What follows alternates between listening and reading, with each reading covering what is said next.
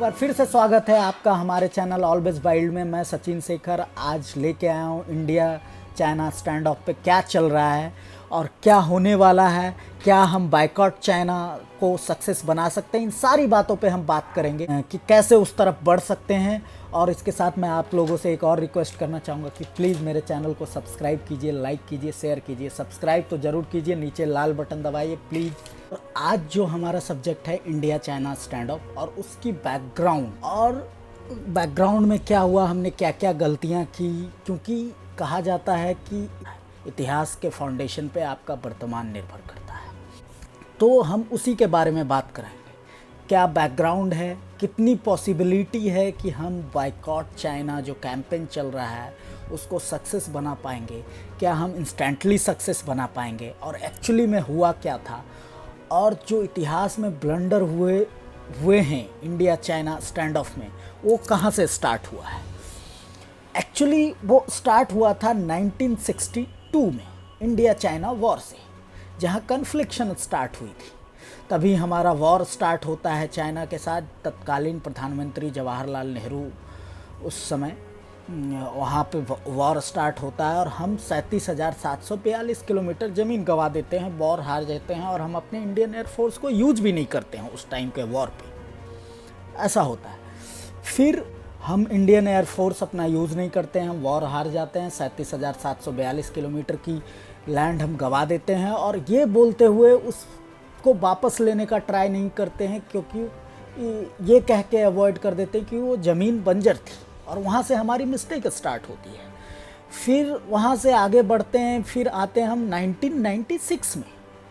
1996 में एक अग्रीमेंट होता है इंडिया का चाइना के साथ कि भाई हम एस्केलेशन नहीं करेंगे, जो हम ज़मीन गंवा चुके हैं वो तो ऑलरेडी गंवा चुके हैं। फिर एक अग्रीमेंट होता है 1996 में, तब के तत्कालीन प्रधानमंत्री होते हैं, वो अग्रीमेंट करते हैं चाइना के साथ। अग्रीमेंट ये होता है कि हम में से कोई भी, दोनों तरफ के फोर्सेस में से कोई भी फायर नहीं करेगा, कोई भी वेपन्स यूज़ नहीं करेगा, कोई भी आर्म्ड वेपन यूज़ नहीं करेगा। और वो एग्रीमेंट इतनी बड़ी ब्लंडर थी जिसकी कोई सीमा नहीं थी। मतलब आप बता नहीं सकते हो कि वो एग्रीमेंट कहाँ से फोर्सेस के इंटरेस्ट में था। क्या आप भी सोचिए कि क्या वो एग्रीमेंट 1996 का no weapon will be used, कोई भी वेपन यूज़ नहीं होगा बॉर्डर पे, वो हमारे सेना के इंटरेस्ट में था या है कि नहीं, या आप भी सोचिए। को अग्रीमेंट होता है। फिर हम 2008 में आते हैं।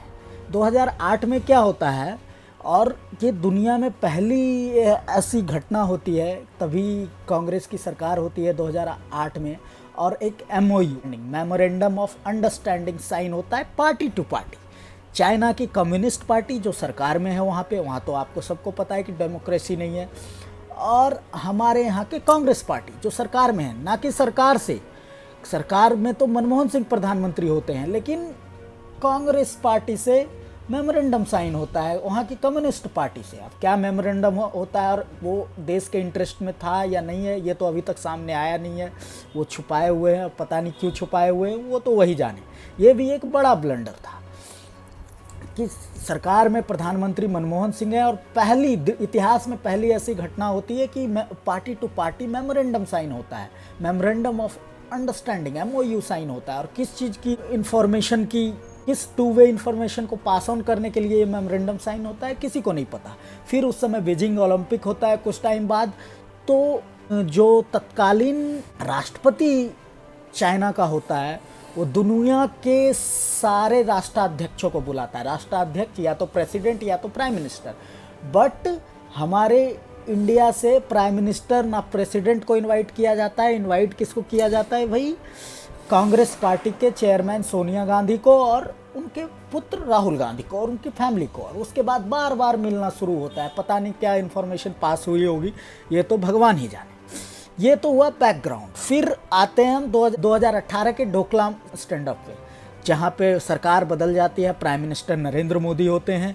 इनको टफ वैसे भी माना जाता है और इन्होंने प्रूव भी किया है अपने एक्शन से कि ये टफ है। और डोकलाम में फिर से वही लैंड की, हम जो लैंड ऑलरेडी गवा चुके हैं, गवा ही चुके हैं, और वही लैंड कॉन्फ्लिक्शन के लिए फिर से स्टार्ट होता है चीज़ें। लेकिन डोकलाम में हमको विजय हासिल करते हैं और उनको पीछे धकेलते हैं और उनको वापस जाने पे मजबूर करते हैं, और चाइना की सेना वहाँ से वापस चली जाती है। डोकलाम सक्सेस के बाद फिर 2020 में आते हैं, और 2020 में क्या होता है कि गलवान वैली, जो Ladakh LAC line of actual control LAC पे है, गलवान वैली लद्दाख में, जहाँ पे ये मामला स्टार्ट होता है। और चाइना का तो सीन है वही, उनको जो भी अपने जैसा दिखता है, सारी ज़मीन उनको अपनी ही लगती है, उनका बस चले तो पूरा वर्ल्ड उनका है। लेकिन अब गलवान वैली में स्टार्ट होता है एस्केलेशन, वहाँ पे बातचीत होती है, और जैसा कि 1996 का अग्रीमेंट है, सारी चीज़ें बातचीत होती है, अग्रीमेंट मतलब अग्री करते हैं दोनों तरफ के फोर्सेस कि भाई हाँ डीएस्केलेट कर लेंगे हम लोग। और इनसिक्योरिटी क्या है? इनसिक्योरिटी ये कि इंडिया अपने बॉर्डर को स्ट्रॉन्ग कर रही है। 2014 से 2020 के बीच में बहुत तेज़ी से कंस्ट्रक्शन स्टार्ट हुआ है, जो चाइना के कम्युनिस्ट पार्टी को इनसिक्योर कर रही है। और वन इंटरेस्टिंग फैक्ट इसमें क्या है कि इंडियन आर्मी दुनिया की सबसे प्रोफेशनल आर्मी मानी जाती है और सबसे बेस्ट आर्मी, और इंडियन आर्मी गवर्नमेंट को रिपोर्ट करती है, और चाइनीज़ आर्मी वहाँ की पार्टी को रिपोर्ट करती है, ना कि गवर्नमेंट को। ये एक इंटरेस्टिंग फैक्ट है। तो फिर क्या हुआ था? 2020 में आते हैं, और 2020 में जो एस्केलेशन होता है और अचानक सेना बात करने जाती है, क्योंकि बॉर्डर के पास आ जाते हैं गलवान वैली में, और बॉर्डर के पास आने के बाद एस्केलेशन होता है, और वहाँ पे पहले से ही प्री प्लान्ड होते हैं चाइनीज़ आर्मी, जहाँ बात करने जाती है रात को इंडियन फोर्सेस अटैक कर देते हैं और बिना कोई फायर किए हुए। और क्योंकि इंडियन आर्मी वेपन्स के साथ होती है, फिर भी 1990 क्योंकि प्रोफेशनल आर्मी होती है, अपने प्रोटोकॉल फॉलो करते हैं। लेकिन मेरा पर्सनल ओपिनियन है कि उनको चलाना चाहिए था। वैसे शत्रुओं के साथ कोई प्रोटोकॉल नहीं हो सकता, लेकिन क्योंकि प्रोफेशनल आर्मी है, डिसिप्लिन्ड आर्मी है, उन्होंने प्रोटोकॉल फॉलो किया, और हाथों से ही घटना के दौरान जैसे इंडियन आर्मी की स्टेटमेंट है कि हमारे 20 जवान वीर गति को प्राप्त होते हैं, और जहाँ तक US इंटेलिजेंस एजेंसी की रिपोर्ट है 30+ चाइनीज़ आर्मी मारे जाते हैं, और इंडियन इंटेलिजेंस के हिसाब से 43+ चाइनीज़ आर्मी भी मारे जाते हैं, तो उनकी कैजुअलिटी भी होती है, और इस तरह से घटना एस्केलेट करता है। अब यहाँ पे ये है कि भाई इतनी इनसिक्योर क्यों है चाइना? अब इंडिया भी उस पोजीशन में है कि पूरी तरह से एक्शन ले सकती है, और पहले वाली बात भी नहीं है कि इंडिया 1962 का नहीं है, जो कि इंडिया पीछे हट जाएगी, तो इंडिया भी पूरे एग्रेशन मोड में आ गई है। अब चाइनीज इनसिक्योर किस लिए हैं? एक तो इंडिया वर्ल्ड अट्रैक्शन पॉइंट बनता जा रहा है इन्वेस्टमेंट के लिए, और पूरी की पूरी कंट्री एकजुट हो रही है, पूरा का पूरा वर्ल्ड एकजुट हो रहा है चाइना के against, specially on corona virus. ये तो एक बहुत बड़ा रीजन है। दूसरा रीजन चाइना को इनसिक्योर कर रही थी, इंडिया लगातार बॉर्डर पे कंस्ट्रक्शन कर रही थी, ताकि अगर कोई भी इमरजेंसी सिचुएशन है तो क्विकली रीच किया जा सके बॉर्डर एमरजेंसी सर्विसेज के साथ। तो लगातार कंस्ट्रक्शन किए जा रही है। 2014 से नई सरकार बनने के बाद जो कंस्ट्रक्शन में तेज़ी लाई गई, वो चाइना को इनसिक्योर कर रही थी, क्योंकि तब तक तो 2014 तक तो वो शांत पड़े थे, क्योंकि 2014 से पहले भी कुछ उन्होंने इंट्रूजन किया था इंडियन टेरिटरी का, तो क्योंकि 2014 से जो पहले सरकार थी वो तो कुछ बोलती ही नहीं थी, तो कोई फ़र्क ही नहीं पड़ता था, मामला शांत ही रह जाता था। लेकिन 2014 के बाद सरकार बदली, तो सरकार की नीतियाँ भी बदली, और इंडिया एग्रेशन मोड में आ गई, क्योंकि सबको पता है कि अब 1962 नहीं है, 2020 है, और काफ़ी कुछ इंडिया ने अपने दम पे हासिल किया और आगे करेगी और करने वाली है, और अपनी पोजीशन बनाई है वर्ल्ड पावर में। एशिया के वर्ल्ड पावर में इंडिया का भी नाम आता है। तो इस सबसे इनसिक्योरिटी बढ़ती है चाइना की, और इंडिया कंस्ट्रक्शन बहुत तेज़ी से बढ़ा सकती है। कुछ डेटा मैंने तैयार किए हैं, Indian construction infrastructure on Ladakh border, जो इंडिया चाइना की बॉर्डर है उस पे।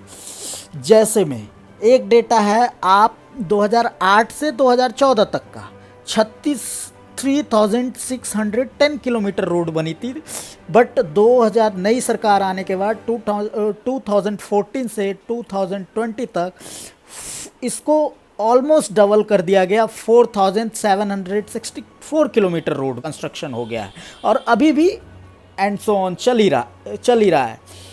फिर दूसरा डेटा है टनल का, क्योंकि पहाड़ी एरिया है लद्दाख, हमारा इंडिया चाइना बॉर्डर पहाड़ी एरिया है, तो वहाँ पे टनल बहुत ही रिक्वायर्ड इंफ्रास्ट्रक्चर होती है कंट्री से प्रॉपरली कनेक्ट करने के लिए। तो टनल 2008 से 14 टनल का जो कंस्ट्रक्शन कंप्लीट हुआ था, मात्र एक टनल बने थे। फिर नई सरकार आने के बाद 2014 से 2020 तक 6 नए टनल बना लिए गए और 19 टनल पे काम चल रहा है। तो आप इससे पता लगा सकते हैं कि चाइना की इनसिक्योरिटी क्या है। 2004 से 2014 तक 7270 मीटर के ब्रिज कंस्ट्रक्शन कंप्लीट हुए थे। फिर नई सरकार आने के बाद 2014 से 2020 तक 14,090 मतलब 14,090 मीटर ब्रिज कंप्लीट कर लिए गए और भी ब्रिज पे काम चल रहा है। तो इससे आप पता लगा सकते हैं कि उनकी इनसिक्योरिटी कितनी ज़्यादा बढ़ गई थी। उनको ये भी डर था कि जो हमारा उन्होंने लैंड कब्जा किया है उस पर भी उसको वापस इंडिया लेने के लिए काम कर रही थी, और ये रियलिटी है कि उसको वापस पाने के लिए भी इंडिया अपने स्ट्रैटेजी उसके अकॉर्डिंगली बना रही है। अब आगे बढ़ते हैं, क्या दूसरी चीज़ पे आते हैं, क्या पॉसिबिलिटी है कि हम चाइनीज़ प्रोडक्ट को बायकॉट कर सकते हैं। अब चाइनीज़ प्रोडक्ट को बायकॉट कर सकते हैं या नहीं, ये एक बहुत बड़ा सवाल है, क्योंकि ये तो रियलिटी है कि आज के डेली लाइफ में चाइनीज़ प्रोडक्ट की रिक्वायरमेंट बहुत ज़्यादा बढ़ गई है।